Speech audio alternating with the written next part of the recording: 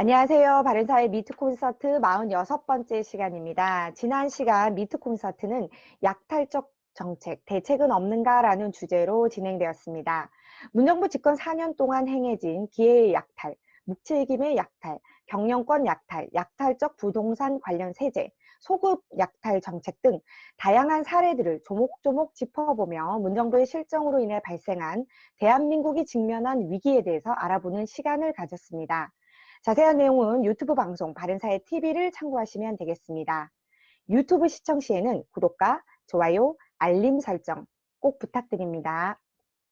이번 주 바른사회 미트 콘서트는 한석훈 성균관대 법학전문대학원 교수님 모시고 대통령 탄핵 사건의 평가라는 주제로 진행됩니다. 2016년 12월 9일 국회는 박근혜 전 대통령에 대해 탄핵 소추를 의결하였고 3개월이 지난 2017년 3월 10일 헌법재판소는 대통령 파면이라는 탄핵 심판 선고를 합니다. 대통령 탄핵 선고 이후 2017년 헌법재판소 결정, 2019년 대법원 선고, 2021년 대법원 선고 등 4년 동안 진행된 재판 과정에서 드러난 사실관계만을 중심으로 저희는 오늘 대통령 탄핵 사건의 법적 평가를 해보고자 합니다. 구체적인 내용은 한석훈 교수님 모시고 알아보도록 하겠습니다. 오늘 발제를 맡아주신 성균관대 법학전문대학원 한석훈 교수님을 모시겠습니다. 교수님. 네, 안녕하세요. 대통령 탄핵 사건은 4년 전에 우리 사회를 뒤흔들고 4년 동안 우리나라의 운명을 크게 바꾼 그런 사건인데 정작 이 사실관계가 어떤지 또 법리적으로는 어떤 문제가 있는지에 대해서 단편적으로는 분석한 논문도 있고 그런데 전체적으로 정리한 그런 논문은 없었어요. 그동안 우리가 국민들이 아는 내용은 언론을 통해서 전달받은 내용일 뿐이니까 이걸 판결문을 토대로 정확하게 사실관계가 어떤 것이 있었고 또 그중에 유죄 인정이 된 건 어떻고 무죄 선고된 건 어떤 것인지 또 유죄 인정된 거에 대해서는 어떤 법적 문제점이 있고 과연 유죄 선고가 옳은지 그것에 대해서 한번 법적인 평가를 좀 해보자. 그런 이제 동기로 이걸 검토하게 됐습니다. 제가 상법 교수지만 검찰 출신이기 때문에 기업 범죄를 또 연구를 하고 있습니다. 그래서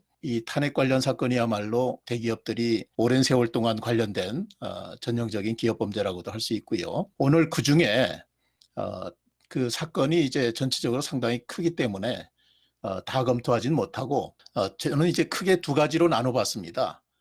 탄핵 사건과 탄핵 사유 외의 사건. 우리 보통 흔히 탄핵 사건 그러면 삼성 뇌물 사건 그걸 떠올리죠. 근데 정작 탄핵 결정을 할 때까지 그 문제가 된 탄핵 사유에는 그 삼성그룹의 뇌물 사건은 없었습니다.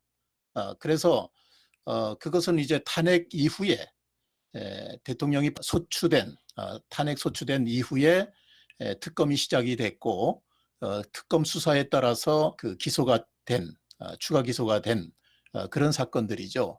그래서 저는 이 최순실이라고 많이 이제 얘기가 되는데 사실 본명이 최서원입니다. 그래서 저는 이 사건을 최서원 게이트다 이렇게 이제 부르는 게 맞다 이렇게 봅니다.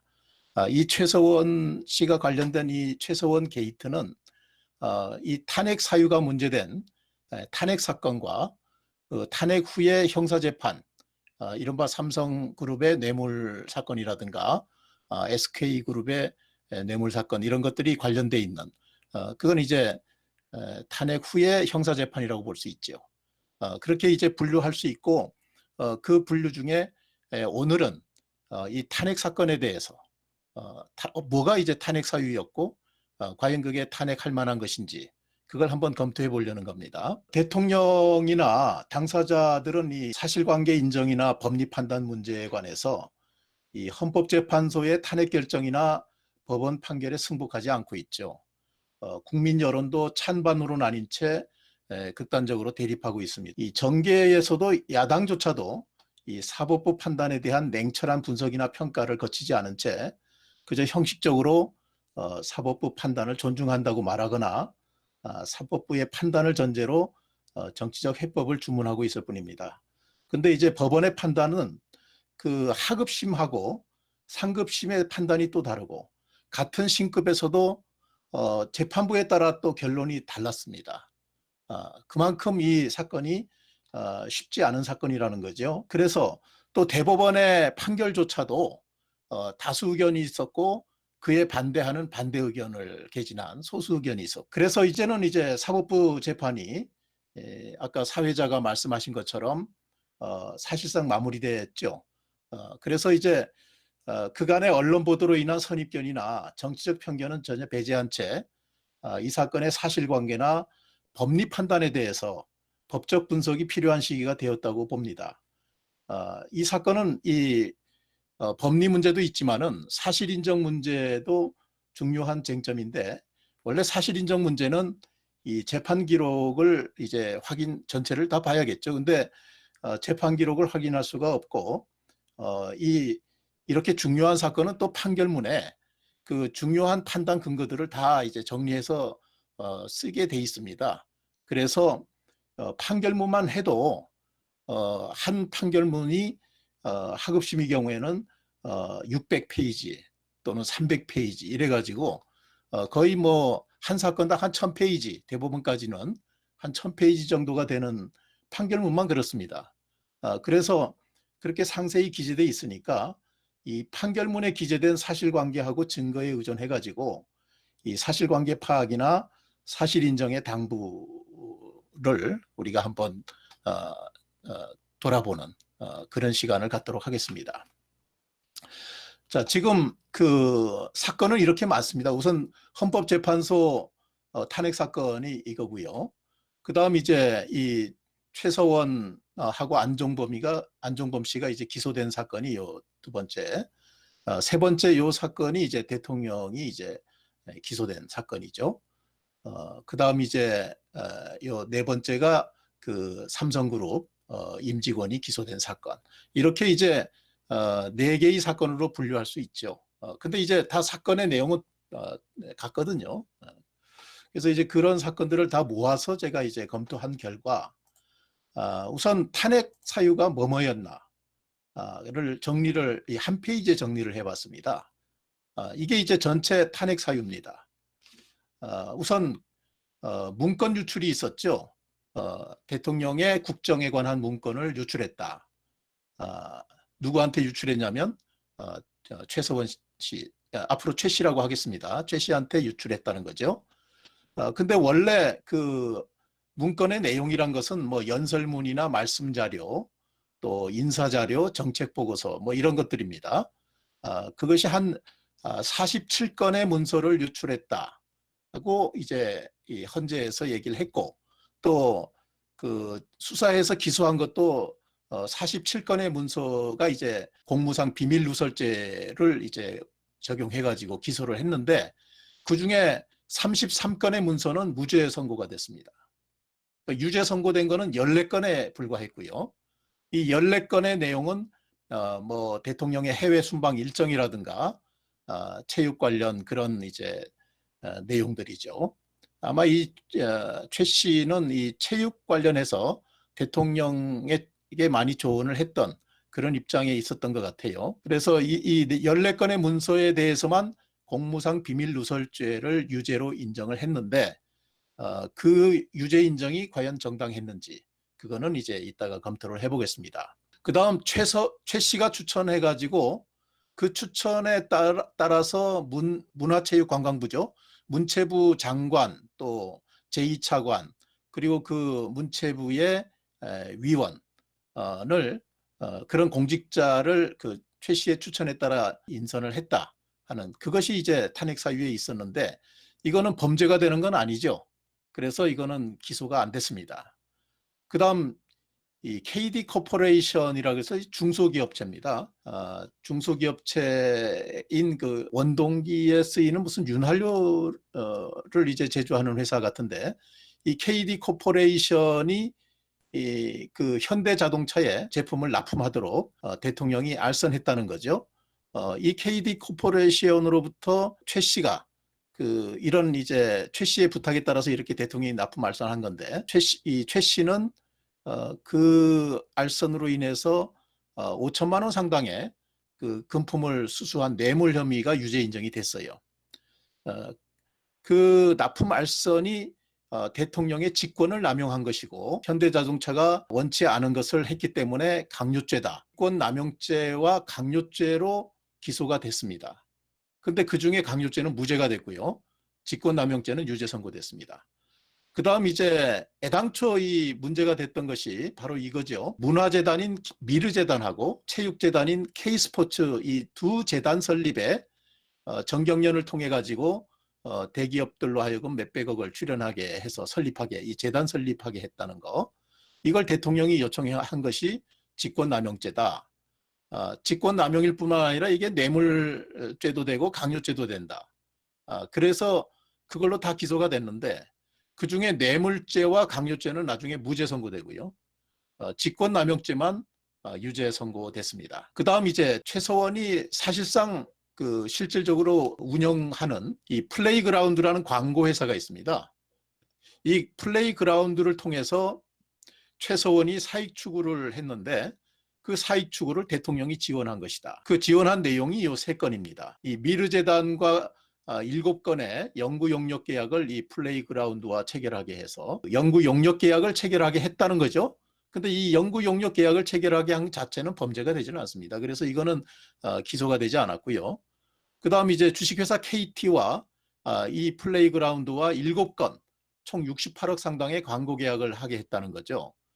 요거는 직권남용죄와 강요죄로 기소가 됐는데 이게 전부 무죄가 됐습니다. 또 현대자동차그룹과 5건 총 9억 상당의 광고 계약을 맺게 했다는 것이 또 문제가 됐는데 이것도 전부 무죄가 됐습니다. 그 다음 이제 또 최서원이 실질적으로 운영하는 WK라는 스포츠 관리 회사가 있었습니다. 그러니까 최 씨가 이 플레이그라운드하고 이 WK를 실질적으로 운영하면서 사익을 추구한 것이죠. 그것을 대통령이 거들었다는 거예요. 그것이 이제 탄핵 사유가 됐던 겁니다. 이 WK 관련해서는 그 설립한 재단 중에 K스포츠, 이 K스포츠와 업무 협약을 체결해서 사업 운영을 이 WK가 담당한 거. 그러나 이거는 범죄는 안 되죠. 그래서 기소가 되지는 않았고요. 그 다음 이제 그랜드 코리아 레저라고 해서 공기업체죠. GKL, 이 GKL의 공기업체에 장애인 펜싱 팀을 창단하게 하고 에이전트 계약을 WK가 맺도록 그것이 또 그걸 도와준 게 또 대통령이 그걸 도와줬다고 해서 이렇게 기소가 됐는데 강요죄는 무죄 선고됐고 직권남용죄만 인정이 됐습니다. 그다음 포스코 그룹의 펜싱 팀을 창단케 하고 그 운영을 맡기로 합의한 게 있었습니다. 이거는 그다음 문체부에 설치된 광역 거점 스포츠 클럽의 그 운영 주체로 K스포츠 위에 설립된 K스포츠가 이제 그 운영 주체가 되게 하고 그 경영 자문을 WK가 맡도록 한 거. 이것도 이제 그 자체가 범죄가 되는 건 아니라서 기소가 되지는 않았습니다. 그다음 이제 중요한 것이 이 롯데그룹과 관련한 사건, K스포츠하고 협력해서 하남시의 체육시설 건립을 하는 이제 사업을 추진을 하는데 그 건립자금 70억 원을 롯데그룹이 송금하도록 했다. 제3자 뇌물 제공죄, 그리고 직권남용죄, 강요죄 이렇게 이제 기소가 됐는데 강요죄는 무죄가 됐고요. 제3자 뇌물수수죄와 직권남용죄는 인정이 됐습니다. 자, 이게 이제 탄핵 사유입니다. 전부 탄핵 사유예요. 그런데 지금 여기서 보면 아시겠지만은 이 대개 보면 사기업체의 최서원이가 납품을 알선한다든가 플레이그라운드나 WK를 통해서 사익을 추구하는 거를 대통령이 반구속력 있는 반강제적으로 그런 지원 행위를 했다는 것이 이제 전체적인 혐의예요. 그리고 뇌물죄는 롯데그룹 관련해서 70억을 롯데그룹이 이 체육시설 건립자금으로 송금하게 했다는 겁니다. 자, 그런데 탄핵 사건들의 공통된 점이 대개 보면 대통령이 반강요를 했다는 거죠. 반강요를 했기 때문에 사기업의 재산권을 침해하고 경영의 자유를 침해했다는 것이 이제 탄핵 사유가 됩니다. 그런데 그 강요했다는 점은 나중에 다 무죄 선고받아. 그러면 강요가 없이 이게 이루어졌다 그러면 그 상대방인 사기업체가 뭐 대통령과의 좋은 관계를 유지하기 위해서 대통령의 요청에 응했다면 다른 문제가 될 수 있다는 거죠. 그런 이제 그 전체적으로 볼 때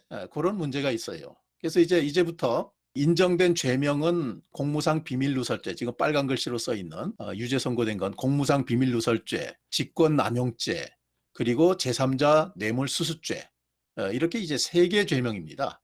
3개 죄명인데 그 3개 죄명이 과연 유죄 선고될 만한 것이냐, 법원의 판단을 한번 검토를 해보고 그 판단에 대해서 과연 유죄 선고할 만한 것인지를 따져볼 필요가 있겠죠.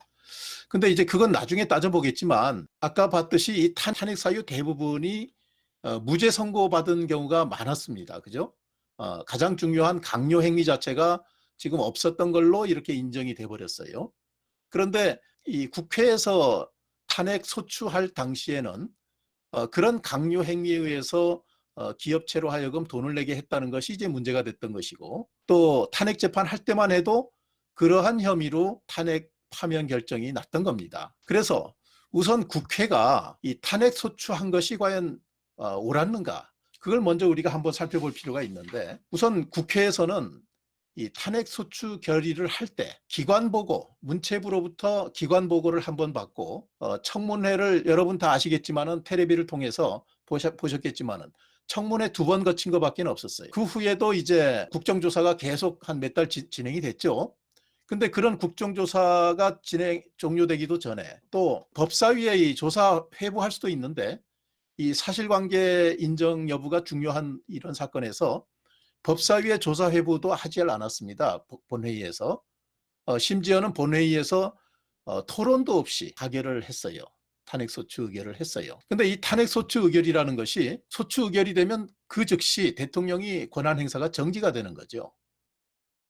그런데 이 탄핵 사유라는 것은 그 후 한 4년에 걸쳐서 재판을 하는 것처럼 사실 인정이 굉장히 문제가 되는 그런 사건들인데, 이 아직 검찰이 수사 중이고 특검에서는 아직 특검 구성해가지고 아직 수사를 개시하기도 전에 먼저 소추 의결을 했다는 겁니다. 특히 그 탄핵 소추 사유 중에 세월호 관련해가지고 생명권 보호 의무를 위반했다는 부분이 있었는데, 이거는 대통령에게 그런 그 구체적인 보호 의무를 인정할 수 없다고 해가지고 탄핵 그 심판할 때 이거는 탄핵 사유가 안 됐어요.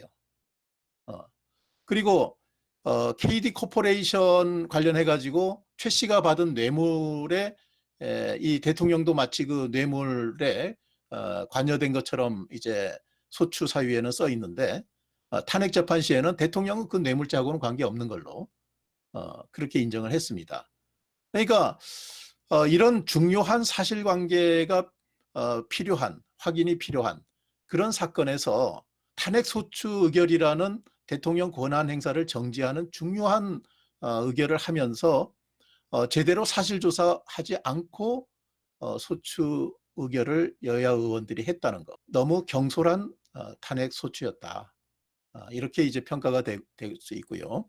탄핵 재판도 그렇습니다. 탄핵 재판도 이 불과 3개월 만에 그 파면 결정을 합니다. 헌법재판소에서. 그런데 그 헌법재판소법에 보면 탄핵 심판 기간이 한 180일 정도 심리할 수 있도록 돼 있어요. 그럼 한 6개월 정도는 심리할 수 있는 거죠. 근데 이거는 또 구속력 있는 규정은 아니죠. 훈시 규정이니까 더 심리할 수도 있어요. 또 헌법재판소법에 보면 동일한 사유로 형사재판이 진행 중이면 그 형사재판 판결 선고 시까지 심판 절차를 정지할 수 있도록 규정이 되어 있습니다. 근데 정지를 안 했어요. 정지 안 하고 중대한 헌법 법률 위반이 있다고 해서 파면 결정을 했습니다. 근데 그 헌법재판소의 파면 결정 사유가 최 씨의 사익 추구를 도와서 구속력 있는 행위로, 이게 이른바 강요행위라는 거죠. 구속력 있는 행위로 기업의 재산권이나 경영의 자유 등을 침해했다. 이게 이제 탄핵 사유예요. 결국은 이 탄핵 재판 시에도 전제되는 이 사실관계, 이것이 이제 범죄가 되기 때문에 탄핵이 됐던 거 아닙니까? 그 범죄를 구성하는 그 사실관계 확정이 필요한데, 형사재판 중임에도 형사재판이 그로부터 한 1년 더 끌었죠. 그 형사재판 중임에도 불구하고 이 탄핵 심판 절차를 정지하지 않고, 정지할 수 있음에도 불구하고 정지하지 않고 그 파면 결정을 했다. 이것이 또 탄핵 재판이 졸속으로 처리됐다고 볼 수 있는, 평가받을 수 있는.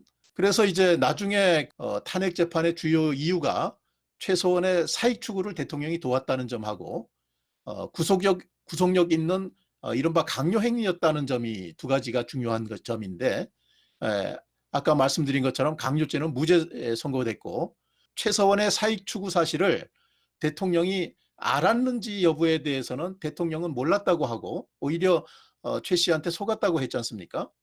몰랐다고 함에도 불구하고 근 4년에 걸친 이 형사재판을 통해서도 대통령이 최 씨의 사익 추구 사실을 알면서 도왔는지에 대해서는 증명을 하지 못했습니다. 이 탄핵 사유가 뭐 아까 직권남용죄, 제3자 뇌물수수죄 뭐 이렇게 써 있는데 이 직권남용에 있어서의 남용에 해당되는지 여부, 또 제3자 뇌물수수죄의 경우에는 부정한 청탁을 받고 해야 되는데 과연 부정한 청탁이 인정이 되는 것인지, 그것이 이제 곧 이어서 말씀드리겠습니다마는 상당히 증거가 부실한, 논거가 좀 부실한, 그렇게 이제 평가할 수 있는 그런 거였습니다. 그래서 탄핵 사유가 뭐 대통령은 최서원의 사익 추구를 몰랐다고 하니까, 만약 몰랐다면 직권남용이나 부정한 청탁도 성립되지 않는 그런 것이었거든요. 그럼에도 불구하고 이 헌재 결정에서는 어떤 결정을 하냐면, 이게 헌재 결정문 그대로입니다.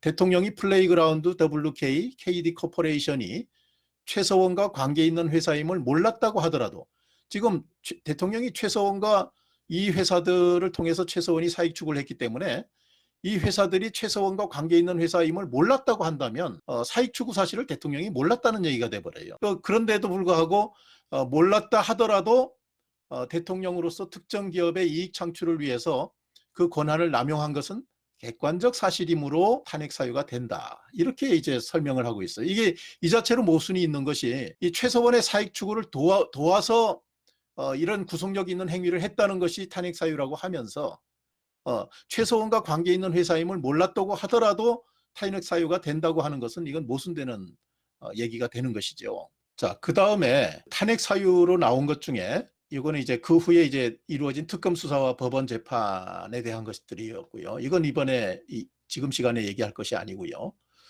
자, 탄핵 사건 중에 자, 제일 중요한 게 이 제3자 뇌물죄입니다.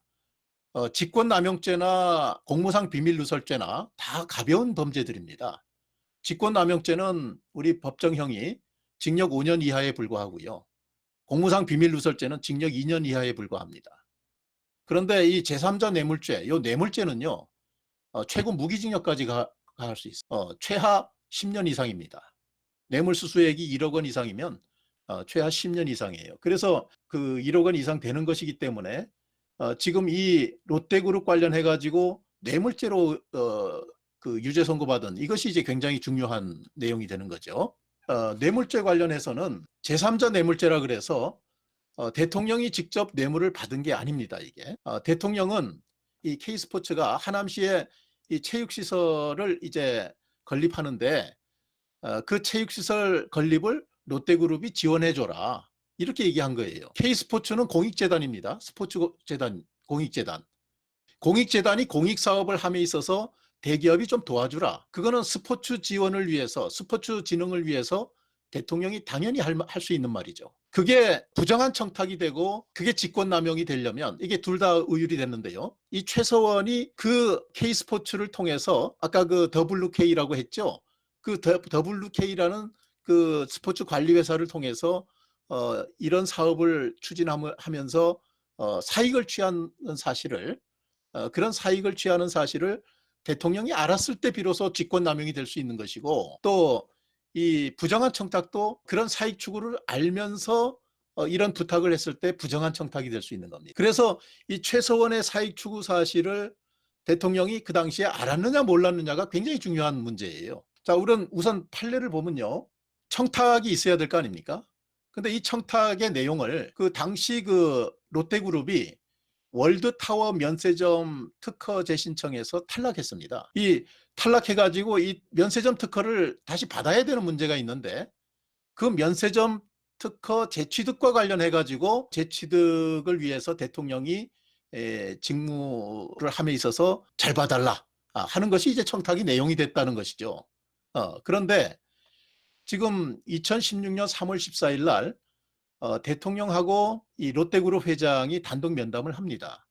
근데 그 단독 면담을 할 당시에는 대통령이 이런 말만 해요. 그룹 차원에서 스포츠 산업에 관심을 갖고 지원해달라. 롯데그룹 회장의 진술도 똑같습니다. 그 자리에서 그 면세점 특허와 관련해서 청탁한 것이라고 법원은 인정을 했는데 명시적인 말은 없었으니까 묵시적 청탁이다. 묵시적 부정청탁을 한 것이다. 이렇게 인정을 했어요. 그러면 이 묵시적 부정청탁을 인정한 근거가 뭐냐면 이 세 가지입니다. 이 단독 면담을 한 직후에 롯데그룹이 K스포츠에 뭐 지원해 줄 거 없는지 먼저 연락을 했다는 거죠. 연락을 했으니까 단독 면담 당시에 대통령하고 롯데그룹 사이에 이 면세점 문제를 대화했을 것이다 하고 추론을 하는 거예요. 추측을 하는 겁니다, 법원이. 자, 이 추측이 충분히 할 수 있는 추측입니까? 그 다음 두 번째 논거는 월드타워 면세점 특허 재취득 현안이 당시에 있었는데 그 현안이 있다는 거에 대해서 대통령하고 이 회장이 모두 그걸 인식하고 있었다. 그 다음 이 롯데그룹은 이 특허 재승인 탈락에 따라서 고용 문제라든가 호텔 그 롯데 상장이 필요했었는데 그런 문제 등으로 이 특허를 다시 받을 그런 필요가 있었다. 자, 이런 세 가지 이유로 이 단독 면담 당시에 명시적인 얘기는 없었지만 이런 면세점 문제로 대화했을 것이고 그렇게 대화했으면 이것이 묵시적으로 이 면세점 특허 재취득과 관련해서 대통령이 힘써달라고 청탁한 걸로 봐야 된다. 이렇게 묵시적 부정청탁을 인정한 거예요. 우선 이 면세점 그 신규 특허에 대해서 그 대통령이 하는 직무집행이라는 것은 대통령이 면세점 신규 특허 방안을 이미 마련했어요. 그 마련해가지고 그거를 그 신규 특허 절차를 진행하는 것이 그 대통령 직무집행 자체가 위법하거나 부당한 건 아닙니다. 만약 이것이 부정한 청탁이 되려면 이 직무집행의 대가로 요 70억 지원을 하게 했다면 그런 대가 관계가 인정이 된다면 그때는 이제 부정청탁이 되는 거예요. 자, 법원은 이제 요 세 가지 근거로 그런 청탁을 했을 것이고 그것은 바로 요 대통령의 면세점 관련한 직무집행의 대가로 봐가지고 묵시적인 부정청탁이 있었다. 이렇게 해석을 한 겁니다. 자, 당시에 이 월드타워 면세점 특허 취득 문제는 우리 교수님들 다 아실 것 같은데요. 당시에 뭐 떠들썩했던 문제 아닙니까? 이 롯데가 이제 뭐 이 면세점 사업에서 1등을 달리던 업체였잖아요. 그런데 그때 2015년 11월 달에 이 롯데그룹 이 월드타워 면세점하고 SK그룹의 워커힐 면세점이 그 재승인을 못 받았어요. 재승인을 못 받아가지고 당시에 그 언론에서 그동안 투자해 놓은 것을 낭비하는 것이고 그에 따르는 고용 문제가 있고 국내 관광이 위축될 우려가 있다. 이런 이제 비난 여론이 비등했습니다. 그래서 이 국가 경제를 위해서 꼭 이렇게 청탁을 안 하더라도 대통령으로서 당연히 해결해야 될 현안이었어요. 현안이었고 이 문제에 대해서 이미 요 3월 14일 단독 면담 이전에 1월 달에 대통령은 안종범에게 그 경제수석이었죠. 안종범에게 신규 특허 추가 발급을 신속히 검토하라고 지시를 했습니다. 그래서 청와대가 이 기재부에 지시를 했고요. 기재부에 있는 그 관세청도 이 관세청이 이제 특허 담당하는 부서니까 관세청도 2월 18일 이 면담 이전에 2월 18일 날 이미 이 시내 면세점을 몇 개 더 개설하자. 그래서 그 신규 특허를 주자. 그런 이제 추가 제도 개선 방안을 마련을 했습니다. 그리고 그 특허도 가급적이면 기존의 요 그 롯데나 SK의 면세점이 연장될 수 있도록 가급적 그것도 좀 심사 기간도 좀 빨리 단축해가지고 적어도 9월까지는 사업자 선정을 완료하도록 그런 이제 관세청도 이미 계획을 세웠어요. 그래서 그 현안 보고까지 다 청와대에 했습니다. 그 사실을 롯데그룹도 알고 있었던 상황이에요. 이런 상황인데 국내 면세점 시장 점유율을 50%나 점하고 있는 이 롯데 면세점 매출액이 1등이었죠. 만약 이 제도 개선 방안이 시행이 되면 롯데 면세점이 그해 안으로 신규 취득이 되는 건 예상되는 상황이었습니다. 그런데 구태여 대통령에게 청탁할 필요가 있었겠어요? 이 면담은 왜 마련된 면담 자리냐면, 아까 그 미르재단하고 K스포츠재단, 그 공익재단 아닙니까? 그 재단을 이제 대통령은 문화융성이나 스포츠진흥을 이제 정책 공약으로 내세웠기 때문에 그 대통령 공약 이행 사업으로 그걸 추진했던 거죠. 그래서 이제 그 두 재단 설립에 기업들이 대통령은 이제 자발적으로 참여한 걸로 알고 있었고, 그래서 이제 그런 이제 기업들의 자발적인 노력을 참 치하하는 그런 자리였습니다, 이게. 그런 자리에서 뭐 기업에 관해서 무슨 애로점에 관해서 얘기는 할 수 있겠지만, 그건 이제 기업하고 이 정부와 소통하는 그런 자리가 될 수 있겠죠. 근데 구체적인 어떤 청탁을 할 필요가, 과연 이 면세점 관련해서 이미 다 추진되고 있는 거에 대해서 청탁할 필요가 있었겠느냐는 거죠. 그 후에 이제 진행된 내용도 보면, 실제로 관세청이 4월 29일 날, 그러니까 이 단독 면담이 있은 후에 4월 29일 날 4개 면세점을 추가한다고 발표를 했습니다. 롯데그룹은 신청했고요. 그해 안으로 롯데그룹이 면세점 취득을 했어요. 그래서 월드타워 면세점 계속 하고 있지 않습니까, 지금. 자, 근데 이제 또 K스포츠가 이렇게 해서 70억을 5월 달에 송금을 받아요. 송금을 받았는데 그 70억을 불과 10여일 만에 대통령 지시로 롯데에 반환을 합니다. 그거는 대통령이 이런 내막을 잘 모르고 있었다는 또 반증이 될 수도 있고요. 자, 그래서 이제 제3자 뇌물죄, 제3자 뇌물죄라는 건 이제 대통령이 안 받고 대통령이 얘기해가지고 이 K스포츠에 이렇게 뇌물을 줬다 하는 건데, 사실 K스포츠는 이 공익재단이란 말이에요. 그래서 이게 이런 어떤 최서원의 어떤 사익 추구를 위해서 청탁한 걸로 인정이 되지 않는다면 부정한 청탁이 될 수가 없습니다.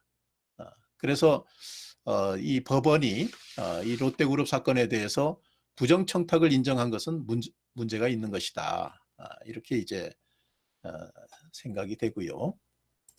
그다음 이제 직권남용죄에 관해서는, 이 직권남용이라는 것이 시간이 없으니까 제가 이제 요점만 얘기하겠습니다. 직권남용죄라는 건 이제 공무원이 직권을 남용해서 그 의무 없는 일을 하게 한 경우, 이 사건에서는 이제 그렇다는 건데, 그때 이제 직권남용죄가 되는 거죠. 근데 이제 직권남용죄는 이 국가 기능을 공정하게 행사하도록 하는데 이제 목적을 두고 있는 그 범죄입니다. 그래서 이 직권남용은 그게 남용 행위냐 아니냐가 이제 문제가 되는데, 공무원이 그 일반적인 직무권한 사항에 대해서 그 실질적으로는 이제 위법하게 또는 부당하게 권한을 행사하는 것을 말한다는 게 이제 판례 입장입니다. 근데 어떤 것이 위법하고 부당한 것이냐? 위법한 것이라는 것은 이제 법을 위반한 것이니까 금방 알겠죠. 근데 이 부당한 것인지 여부는 해석의 문제인데, 이 직권 남용이 되려면, 우리 보통 남용이라는 건 직권 부여 목적에 따르지 않은 행사를 얘기하는 겁니다. 가령 그 공무원이 이제 어떤 직권을 행사할 그 권한이 있다 하더라도, 그 권한 범위 내에서 그 권한을 행사하더라도 가령 사적인 목적으로 그 권한을 행사한다면 그거는 이제 직권 부여 목적에 따르지 않은 것이기 때문에 직권 남용이 될 수 있죠. 이 사건에서는 지금 직권남용죄로 의율된 이들 사건에서는 가령 미르 K스포츠재단 설립이라든가, 또 이 KD 코퍼레이션 그 원동기 흡착제 납품알선이라든가, 이런 게 다 이 KD 코퍼레이션은 이제 중소기업이니까 이 중소기업체를 대통령이 도와준다. 그런 이제 의도로 이렇게 권유를 했다는 거예요. 그리고 미르나 K스포츠는 공익재단이니까 문화창달이나 문화융성이나 스포츠 진흥을 위해서 대통령이 이렇게 재단을 설립하도록 했다는 거죠. 그러면 그 직무행위 자체, 직권행사 자체는 위법한 건 아닙니다. 그렇죠? 위법한 건 아닌데, 이게 만약 남용이 되려면 이것이 알고 봤더니 이 KD 코퍼레이션하고 최 씨가 밀접한 관계가 있어서 이 KD 코퍼레이션으로부터 그렇게 이제 커미션을 최 씨가 받아서 사익을 취하려는 것을 대통령이 알면서 이렇게 알선을 지원해 줬다든가, 또 미르나 K스포츠 재단 관련해서는 아까 얘기한 그 광고회사나 스포츠 관리회사를 통해서 최 씨가 사익을 추구하려는 것을 대통령이 알면서 이렇게 대기업들로 하여금 재단을 설립하게 했다면 그거는 남용행위가 됩니다. 그런데 아까도 말씀드렸지만은 대통령은 최 씨의 사익 추구 사실을 몰랐다는 것이고요. 또 법원이 4년 동안을 재판했지만 최 씨의 사익 추구 사실을 대통령이 알았다는 것을 증명을 하지 못했습니다. 그래서 이것은 직권남용죄의 남용행위에 해당하기가 어렵다. 저는 이렇게 판단이 됐던 것이고요. 이 GKL, 그랜드 코리아 레저의 그 장애인 펜싱 팀을 창단케 했다. 그래서 그 선수 에이전트 계약을 체결한 것이 하게 한 거. 이거는 이제 WK, 최서원이 운영하는 WK가 그 계약상의 이익을 받게 하는 그런 이제 계약이 되는 거죠. 이거는 이제 또 어떤 문제가 있냐면 이 사안을 보니까 1차적으로는 대통령이 정호성을 통해서 비서관이었죠. 정호성을 통해서 최서원이 부탁을 받았어요. 그래가지고 이제 안종범에게 이 GKL이 스포츠단을 설립하는데 컨설팅 업체로 이 WK를 소개해 주라고 당부를 합니다. 당부한 건 맞아요. 그런데 당부에 따라서 안종범은 GKL 대표에게 스포츠단을 창단하도록 권고를 했어요. 그러니까 이제 대통령 입장에서는 이 WK의 실질적 운영주가 이 최 씨라는 거를 이 당시만 해도 몰랐던 걸로 보여요. 왜 그러냐면 WK의 주식을 최 씨는 차명 주식으로 갖고 있었습니다. 그리고 대표이사도 제3자를 내세웠어요. 그러니까 최 씨가 이 WK가 이제 건실한 뭐 벤처기업이다, 뭐 건실한 중소기업이다 이렇게 해가지고 좀 이 WK를 지원해주자. 약한 기업을 이제 지원해주는 의미에서 또 이 WK가 또 착실한 기업으로 최 씨가 이제 얘기를 했을 테니까 그렇게 해서 이제 이런 말을 했을 수가 있겠죠. 그런데 안종범 씨가 이 GKL 대표에게 그 스포츠단 창단을 권고를 했는데 그러면서 이제 WK 대표를 소개해줘요. 그런데 GKL 대표가 이걸 거절합니다. 규모가 너무 커서 GKL이 감당하기가 어렵다. 그래가지고 거절을 하니까 그 다음에는 이제 최 씨가 직접 그 문체부 2차관에게 부탁을 해요. 2차관에게 부탁해가지고 이 GKL의 규모를 줄인 조정안을 이 2차관이 제시를 하고 문체부가 GKL에 그 GKL이 뭐 요청하는 공문까지 발송을 해줍니다. 이 공문이라는 게 이제 이런 스포츠 에이전트를 좀 활성화하겠다 하는 그런 이제 지원하는 그런 의미의 공문이죠. 배드민턴 팀하고 펜싱 선수단을 창단하려고 했었는데 그게 거절되니까 결국은 이 장애인 펜싱 팀을 규모를 줄여가지고 창단하고 WK가 그 선수 3명의 에이전트를 맡는 3자 계약을 체결하게 됩니다. 그래서 처음에 얘기한 건 연 80억 규모의 거창한 계획인데 두 번째 얘기가 된 것은 이 6천만 원 정도의 예산밖에 안 되는 아주 근소한 계약이죠. 지금 대통령하고 안종범은 1차 그 추진할 때만 관여가 돼 있는 건데 아무런 근거 없이 이 2차로 이제 거절된 다음에 추진된 2차로 추진된 요 행위에 대해서도 공범이다. 공모해서 공모 공동정범이다. 이렇게 이제 법원은 인정을 했는데 이거는 전혀 증거 없이 공모 사실을 인정한 셈이 돼서 부당하다. 그리고 1차 시도한 것은 이게 설사 직권남용이 된다 하더라도 직권남용은 미수죄는 처벌을 안 합니다. 그래서 이거는 거절해가지고 미수에 그친 것이기 때문에 유죄로 인정할 수가 없는 사안이죠. 자, 그 다음에 이제 뭐 롯데그룹의 하남 체육시설 건립 문제는 아까 이제 얘기했듯이 이 최서원이 사실은 WK를 통해서 사익을 추구하는 것을 대통령이 몰랐다고 하는데 그것을 입증하지 못하고 있음에도 불구하고 추론에 의해서 법원은 대통령이 WK를 지속적으로 챙겼다. 또 최서원과의 관계에 비추어서, 관계라는 건 이제 옛날부터 이제 잘 아는 사이라는 거죠. 그런 거에 비추어서 실질적 이 WK의 실질적 운영주가 최서원임을 알았을 것으로 추론을 하고 있을 뿐이에요. 그래서 추측에 기해서 그런 중요한 사익 추구를 인식했는지 여부를 그렇게 인정을 하고 있다. 그래서 제가 이제 이 사건을 분석하면서 이제 느끼는 인상은 보통 대통령 주변에 대통령을 내세워서 사익을 추구하는 그런 유혹을 받는 사람들이 있을 거 아니겠습니까? 대통령을 이용해서 최 씨가 사익 추구를 한 것에 불과한, 그것을 대통령은 제대로 인식을 못한 잘못은 있겠지만 그렇다면 이제 남용이 될 수는 없는 그런 것으로 또 충분히 그럴 가능성이 있는 거죠. 그렇기 때문에 이 최서원의 사익 추구 사실을 알았다는 점에 대해서는, 알면서도 이렇게 도와줬다는 점에 대해서는 엄격한 증명이 필요한데, 이렇게 추측에 의해서 막연하게 인정한 것은 문제가 크다, 이렇게 보입니다. 마지막으로 이 공무상 비밀 누설죄는 이 공무원이 법령에 의한 직무상 비밀을 누설하는 행위를 얘기합니다.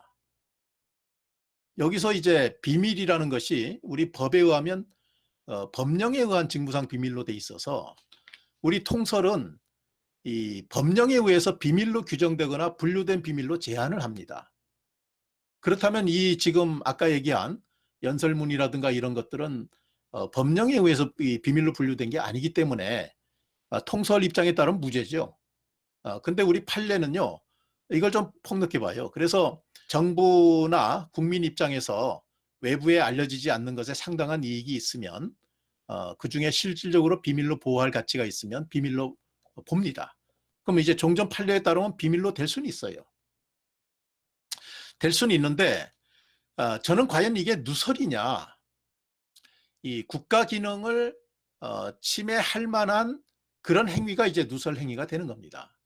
그래서 가령 비밀 내용을 이미 알고 있는 사람한테 알리면 우리 왜 일반적으로 볼 때는 이것도 누설이라고 볼 수 있을지 몰라도 그걸 누설로 볼 수는 없지 않겠습니까? 한 걸음 더 나아가서 직무 수행을 위해서 필요한 보조자에게 알린다면, 가령 연설문을 작성하는데 연설문 작성을 좀 수정해달라 그러면서 이 최 씨한테 보냈다는 거 아닙니까? 그럼 그걸 누설로 볼 수 있겠느냐는 거예요. 자기의 직무 수행, 대통령의 직무 수행을 위해서 보조자에게 알리는 거. 만약 이것도 포함된다고 본다면, 가령 뭐 비밀에 해당되는 거는 누구에게 알리더라도 모르는 사람에게, 비밀 내용을 모르는 사람에게 알리면 누구에게 알리더라도 다 누설로 본다면, 그럼 대통령이 그 자기 부인에게 상의하기 위해서 비밀을 알리는 것도 비밀 누설죄로 처벌해야 됩니까? 그래서 이 비밀 누설 개념을 통설이 아니라 판례에 따라서 이렇게 폭넓게 본다면 이 누설의 개념은 좀 엄격하게 봐야 되는 것이다. 누설의 개념은 어디까지나 보호법 이익을 침해할 위험이 있는 그런 누설 행위만 누설 행위로 봐야 된다. 지금 이 사안을 보면 대통령 선거 당시부터 연설문 표현 등의 조언을 받아왔고, 특히 스포츠 분야 조언을 받아온 보조자인 최 씨에게 직무 수행에 조언을 받기 위해서 문건을 건넨 것입니다. 그래서 이거는 누설로 볼 수 없거나 비밀 누설의 고의를 인정하기가 어렵다. 한마디로 탄핵 사건은 우선 그 탄핵 소추 자체가 사실 조사가 필요함에도 불구하고 사실 조사 제대로 안 하고 탄핵 소추했다는 거, 국회에서. 그게 이제 제일 큰 문제라고 봅니다. 미국에서도 그 대통령에 대한 탄핵이라든가 법관에 대한 탄핵 많이 이루어집니다. 근데 이제까지 미국에서 이루어졌던 그런 탄핵들은 사실조사를 다 거쳤어요. 사실조사가 필요한 사건들은 다 사실조사를 거쳤습니다. 특검의 사실조사를 거쳐서 하거나 아니면 그 조사위원회를 구성해가지고 사실조사를 합니다. 하원에서 이제 소추 의결할 때 그렇게 이제 한 다음에 소추 의결을 해요.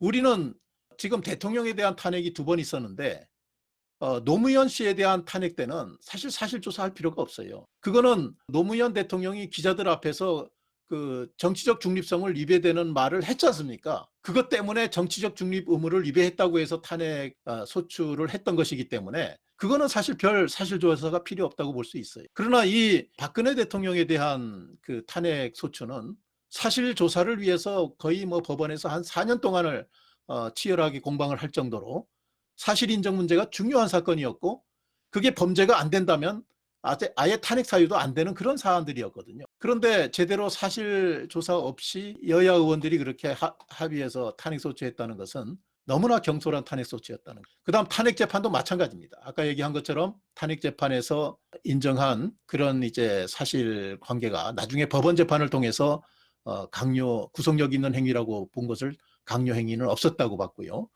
그런 식으로 아주 중요한 포인트들이 다 이제 무죄 선고를 많이 받았고, 미르재단이나 K스포츠 관련해서 뇌물죄가 안 된다고 또 봤고요. 그럼에도 불구하고 탄핵 재판에서 1심 재판이 끝날 때까지만이라도 기다리지도 않고 불과 3개월 만에, 원래 심리기간인 6개월조차도 안 기다리고 불과 3개월 만에 성급하게 탄핵 재판을 했다는 거. 그것도 문제고요. 또 탄핵 사유 자체가, 거기서 이제 탄핵 사유로 했던 것들이 나중에 법원 재판에서 많은 부분이 무죄 선고를 받았고, 유죄 선고도 이렇게 최서원의 사익 추구 사실을 대통령이 알면서 이렇게 최 씨를 도와준 것인지에 대해서 증명을 못했다는 점에서, 그렇다면 대통령이 공익을 위해서 한 행위거든요. 겉으로는 다 그렇게 명분은 그렇게 돼 있는 겁니다. 문화 창달이나 스포츠 진흥을 위해서, 또 중소기업 지원을 위해서 그렇게 했던 것이기 때문에, 그래서 사익 추구를 알았느냐 몰랐느냐가 굉장히 중요한데, 그것이 증명이 안 된다면, 그렇다면 직권남용도 죄가 안 되고 제3자 뇌물수수죄도 죄가 안 될 수 있습니다. 자, 네. 저희 발표는 이 정도로 네. 마치겠습니다. 네, 감사합니다. 네, 오늘은 아무래도 이제 사안인 관계로 법적인 평가, 법리적인 해석 부분을 다루는 상황이라서 저희가 좀, 듣는 위주로 오늘 발제를 맡아주신 한석훈 선생님의 강연을 좀 듣는 위주로 해서 시간을 좀 안배를 했습니다. 그래서 참고하시면 되겠고요. 이미 많은 시간이 좀 지난 관계로 다음 주 강연 간단하게 안내해드리고 마치도록 하겠습니다. 다음 주 강연 안내해드리겠습니다. 다음 주 미트 콘서트는 한국조세정책학회장 오문성 한양여대 교수님 모시고 한국의 부동산 정책, 문제점과 대책은 이라는 주제로 찾아뵙겠습니다.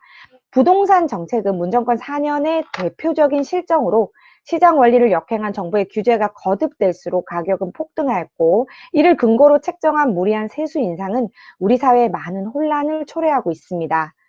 또한 정확성과 신뢰성이 담보되지 않은 채 이루어진 공시지가의 급격한 인상은 부동산 시장의 안정화는커녕 국민들에게 과도한 부담만 안겨주고 있어 문제가 큽니다.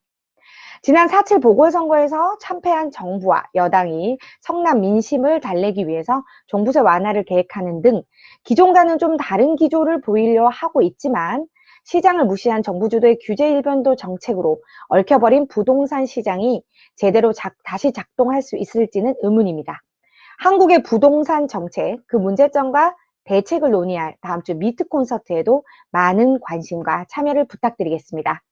오늘도 이렇게 늦은 밤까지 함께 해주신 분들께 너무너무 감사드리고요. 오늘 발제를 맡아주신 한석훈 교수님 감사의 말씀 드립니다. 저희는 다음 주에 또 좋은 주제로 찾아뵙도록 하겠습니다. 다음 주에 뵙겠습니다. 감사합니다.